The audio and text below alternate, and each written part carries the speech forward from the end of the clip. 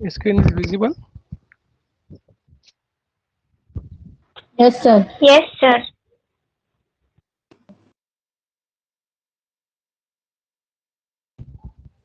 So in the last lecture, we talk about syllabus point of the chemistry. First, unit third means the we are discussing about the organic chemistry. In that, we are discussing the syllabus of the 3.3. So in case I hope that you understand the which teacher is teaching which topics, and I am teaching the organic chemistry Yes, of the screen is not chemistry. visible. Yes, Screen is not visible. not visible. Okay, okay. Wait, one minute.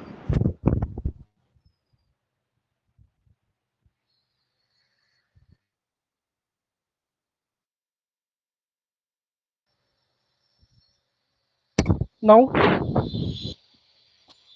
now it is visible.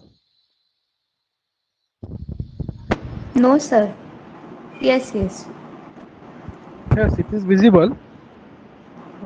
It may be chances of the network there. Okay. So we are on the topics of the organic chemistry. Okay, unit number third. In that 3.3, that is the fundamental of organic reactions. So in the organic reactions, some basic concepts are very important, because while conversion from the reactant to the products, these parameters means the which parameters, that is the inductive effect, okay, electromeric effect, resonance, mesomeric effect, hyperconjugations, and their applications. Then the dipole moment, okay, organic acids, bases, their relative strength. These parameters are very helpful for deciding the in which way the reaction. So ये decide करने के लिए हमको ये बहुत ज़रूरी है कि रिएक्शन से जब भी प्रोडक्ट में कन्वर्जन होगा तो उस टाइम में रिएक्शन किस तरह से जाएंगी। ओके, रिएक्शन रिएक्टेंट के कौन से पार्ट पर होंगी। ओके, यानी कौन से सेंटर पे होंगी, कौन से कार्बन आइटम पर होंगी। कार्बोनिल कार्बन अगर जो एक से ज़्यादा है तो वो वहाँ पे कहाँ पर होंगी। ओके, तो ये सारे फैक्टर्स डिसाइड करते हैं ये basic concept. So these basic concepts are very much helpful for deciding the in which way the reaction will proceed. तो यहाँ पे बहुत ज़रूरी है इनको समझना। ओके, सब बेसिक है, उसमें से बेसिक पॉइंट ये समझना है हमको कि ये जो है बेसिक कंसेप्ट ये रिएक्शन में क्या रोल प्ले करते हैं। ओके, अब कैसा रोल प्ले करते हैं देखिए, मैं आपको एक सिंपल इसका बेसिक यहाँ पर बताने की कोशिश करता हूँ कि फॉर एग्जांपल आपके पास ये रिएक्टेंट है CH3 C double bond O CH2 C double bond O H। ये आपके पास एक रिएक्टेंट है। ओके, इसके अंदर दो फंक्शनल ग्रुप प्रेजेंट है। कोई बोल सकता दो कौन से फंक्शनल ग्रुप प्रेजेंट है।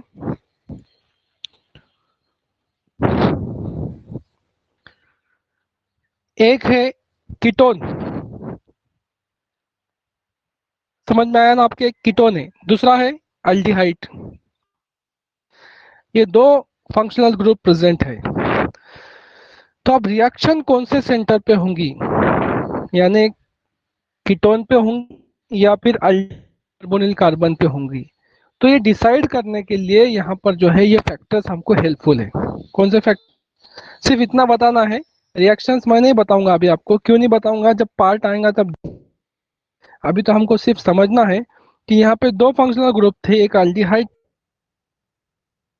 तो दो फंक्शनल ग्रुप होने के बावजूद अगर जो कोई न्यूक्लियोफाइल आता है तो वह कहाँ पे अटैक करेगा, तो वो डिसाइड करने के लिए हमको ये बेसिक कंसेप्ट मालूम होना चाहिए। तो बेसिक कंसेप्ट हमको उसको हेल्पफुल है कि डिसाइड, जैसा कि inductive effect, electromeric effect, resonance, mesomeric effect, okay, hyperconjugations, these are the most important basic concept.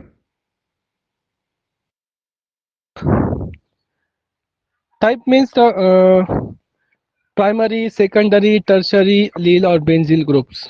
Okay, these types are also decided the how the group are reactive, which is attached to that particular types.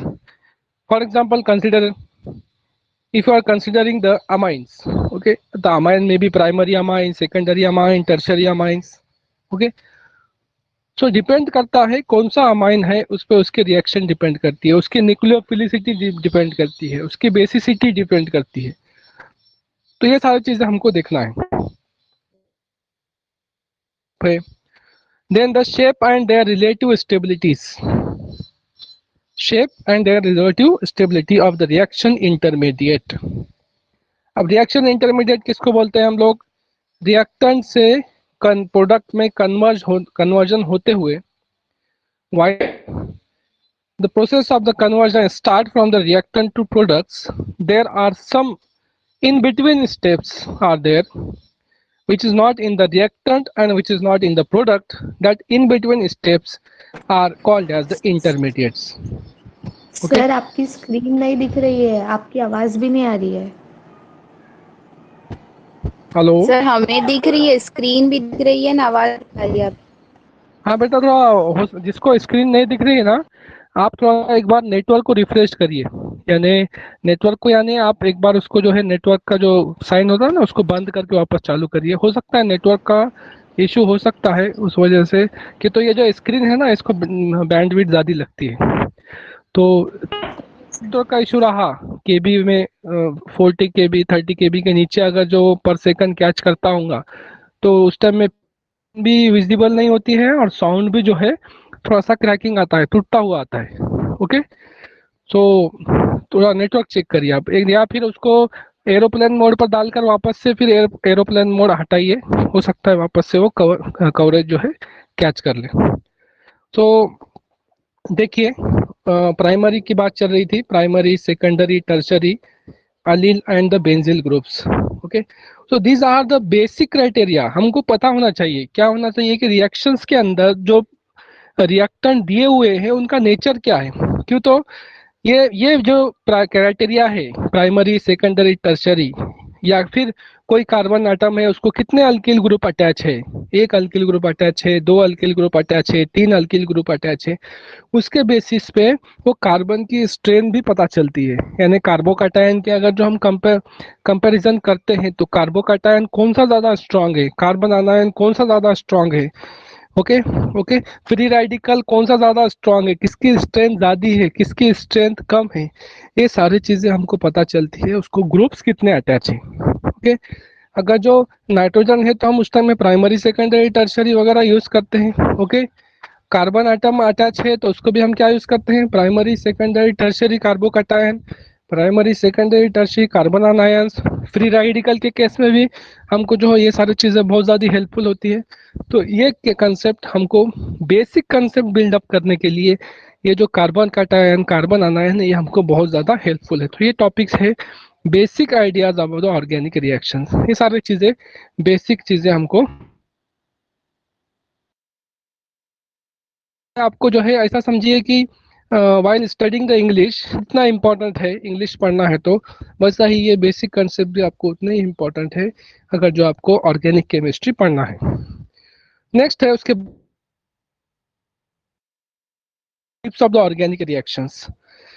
Types of the organic reactions, basic types of the reaction उसमें आता है, that is the addition types of the reaction, elimination types of the reaction, substitution type of the reactions. Okay, और जिसको हमको पढ़ना है साथ में एक एग्जांपल भी हमको, इसके एक दो एग्जांपल भी हमको देखना है। This is the basic part, हमको यहाँ पर सिर्फ मीनिंग अंडरस्टैंड करना है इसके, क्या मीनिंग है, what is the meaning of the addition reaction, what is the meaning of the substitution reaction. This is only expect here. Okay, no mechanism is expected here. Okay, यहाँ पर कोई भी mechanism expect नहीं है हमारे से, हमको सिर्फ टाइप्स आइडेंटिफाई करना है। ओके, और कौन से कैटेगरीज में वो रिएक्शन आती है वो आइडेंटिफाई करना है। तो ये क्राइटेरिया था, ये पार्ट था आता है ये सब करके अंदर। बाद नेक्स्ट है that is the part of, अब ये सब सारी चीजें मैंने जो बताया है ये unit third of the chemistry first. Okay, अब unit third of the chemistry second देखेंगे, केमिस्ट्री सेकंड का यूनिट थर्ड। तो इसके अंदर आता है स्टेरियो केमिस्ट्री वाला पार्ट। अब स्टेरियो केमिस्ट्री में सबसे ज्यादा इंपॉर्टेंट क्या है, स्टेरियो केमिस्ट्री क्या इंडिकेट करती है, स्टेरियो केमिस्ट्री इंडिकेट करती है कि वो मॉलिक्यूल 3D ओरिएंटेशन किस तरह से है मॉलिक्यूल का। ओके, स्पेस में एग्जिस्ट किस तरह से करती है। Okay, how it is exist in the space, यानी एग्जिस्ट करना मीन्स कैसा करना, कौन सा ग्रुप टुवर्ड्स द ऑब्जर्वर है, कौन सा group away from the observer है। Okay, that representation is indicated by the स्टेरियोकेमिस्ट्री।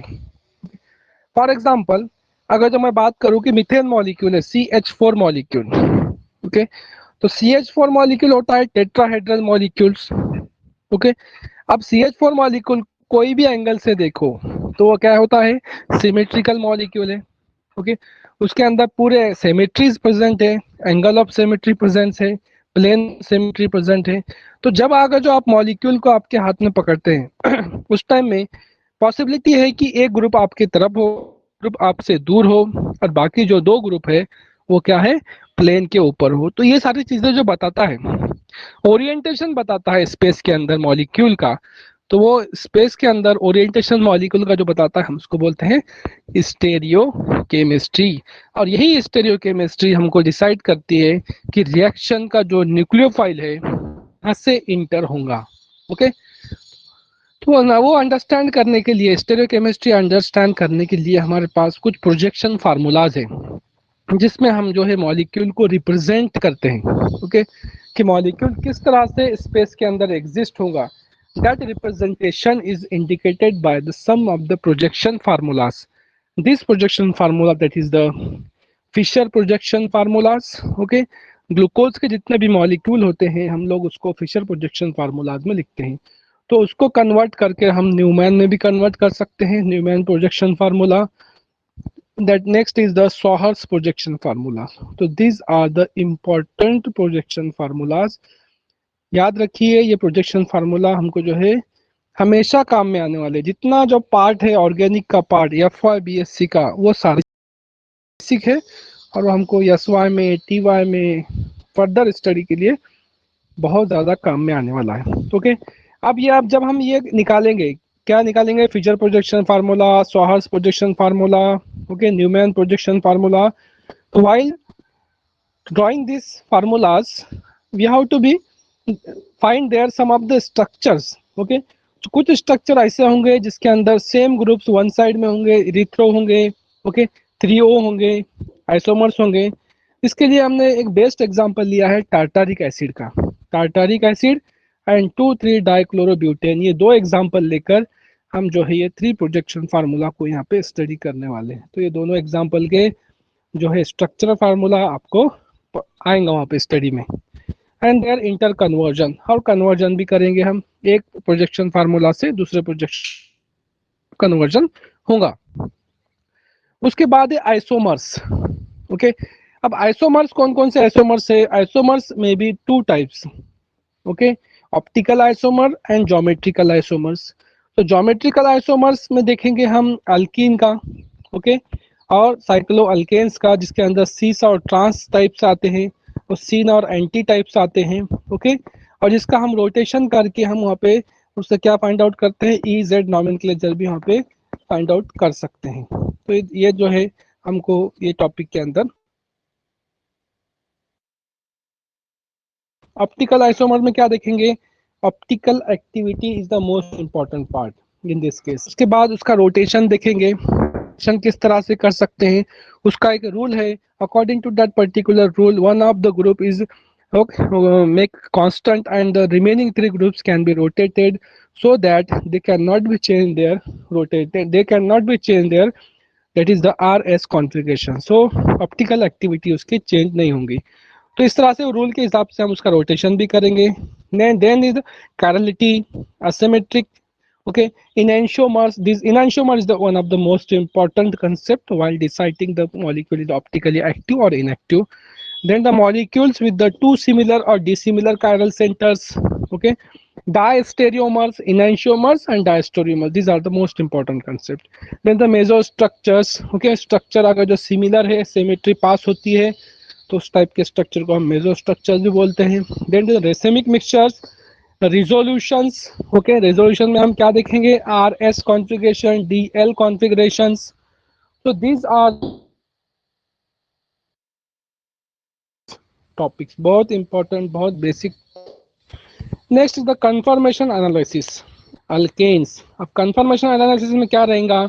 Ethane का कन्फर्मेशन चेक करेंगे, प्रोपेन का कन्फर्मेशन चेक करेंगे, जन ब्यूटेन का कन्फर्मेशन चेक करेंगे, और साथ में उसकी एनर्जी प्रोफाइल डायग्राम भी देखेंगे और रिलेटिव स्टेबिलिटी भी देखेंगे कि कौन से फॉर्म में वो ज़्यादा स्टेबल है, जैसा कि वो इक्लिप्स फॉर्म में एग्जिस्ट ज़्यादा करता है या फिर स्क्यू फॉर्म में करता है, स्टैगर फॉर्म में करता है. ये सारी चीज़ें टॉपिक वाले हैं. So these are the most important basic concept of the organic chemistry. तो ये सारे